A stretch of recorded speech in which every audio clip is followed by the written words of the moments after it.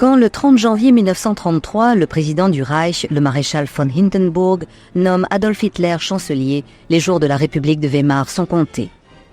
À cette date, la crise économique mondiale a fait ses ravages et le système politique allemand, avec la chute en mars 1930 du gouvernement Hermann Müller, évolue vers un régime présidentiel.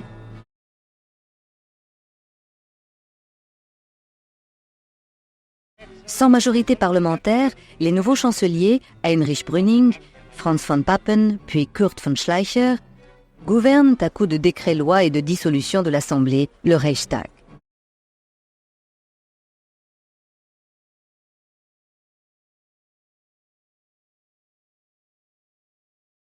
La crise de 1929 a durement touché l'Allemagne et mis au chômage plus de 6 millions de personnes. Ouvriers, paysans, classe moyenne, toutes les classes sociales exaspérées perdent confiance dans la jeune démocratie parlementaire. Cette désaffection envers les partis traditionnels profite au Parti national-socialiste, le NSDAP. Aux élections de 1930, il obtient 18,3% des voix et à celles de 1932, 37,3%.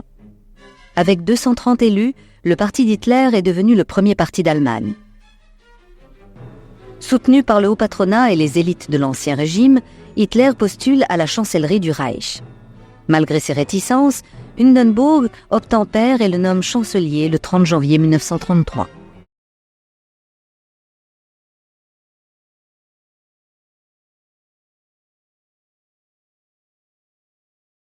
Dans le nouveau gouvernement, Wilhelm Frick est nommé ministre de l'Intérieur. Hermann Göring, sans portefeuille, devient ministre de l'Intérieur en Prusse. Les conservateurs, majoritaires dans le gouvernement, pensent encore pouvoir influer sur la politique d'Hitler.